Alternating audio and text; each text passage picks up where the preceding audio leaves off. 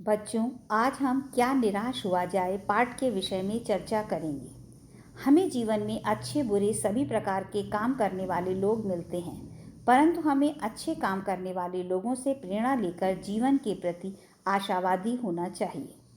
क्या निराश हुआ जाए पाठ के लेखक आचार्य हजारी प्रसाद द्विवेदी जी ने ये बताने का प्रयास किया है कि हमें बुराइयों के साथ साथ अच्छाइयों को भी उजागर करना चाहिए, जिससे लोगों के मन में अच्छाई के प्रति अच्छी भावना उत्पन्न हो। लेखक कहते हैं कि वह जब भी समाचार पत्र पढ़ते हैं तो उसमें चोरी, डकैती, तस्करी, भ्रष्टाचार आदि के ही समाचार दिखाई देते हैं। कोई ईमानदार नहीं दिखता। दोषों को इतना बढ़ा चढ़ाकर दिखाया जाता है कि सारे गुण छिप जाते हैं। यह चिंता का विषय है, लेकिन लेखक को लगता है कि भारत मनुष्यों की धरती है और मानवता ही इसका आधार है। आजकल इस तरह का वातावरण है कि परिश्रमी और भोले लोग परेशान हैं तथा फरेब का व्यापार करने वाले उन्नति करते जा रहे हैं।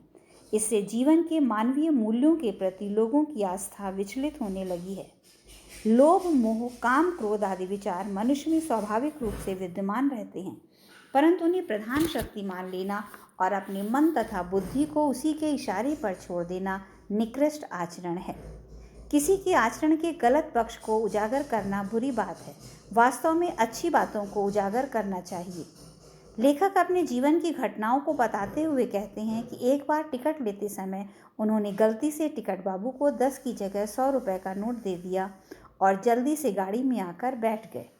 कुछ देर बाद वही टिकट बाबू 90 रुपये हाथ में लेकर बोले, ये आपके बचे हुए रुपए हैं। उस समय टिकट बाबू के चेहरे पर संतोष की गरिमा देखते ही बनती थी। दूसरी घटना में लेखक बस से कहीं जा रहे थे। रास्ते में बस ऐसी जगह खराब हो गई जहां से 8-10 मील तक कोई आबादी नहीं थी। लोगों ने समझा कि दाल में कुछ काला है। बस का कंडक्टर भी साइकिल उठाकर चला गया।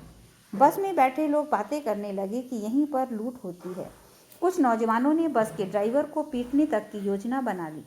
लेखक का परिवार भी साथ था। बच्चे पानी की रट लगाए थे। करीब 1.5 घंटे बाद कंडक्टर खाली बस लेकर आया और साथ में पानी व बच्चों के लिए दूध भी। ये देखकर सबकी जान में जान आ गई। इन घटनाओं के माध्यम से लेखक ये कहना चाहते हैं कि कष्टों का हिसाब रखने से जीवन कष्टमय हो जाता है। उसकी अपेक्षा हमें ऐसी बातें याद करनी चाहिए जब किसी ने हमारी किसी भी रूप में सहायता की हो। तभी निराशा भरे मन में आशा की किरण अवश्य दिखाई देगी। रविन्द्रनाथ टैगोर जी ने ईश्वर से प्रार्थना करते हुए कहा था कि हमें चाहे कितना भी नुकसान उठाना पड़े, हे ईश्वर, मेरा आप पर विश्वास बना रहे, अर्थात दुखों में ईश्वर का स्मरण करते रहे।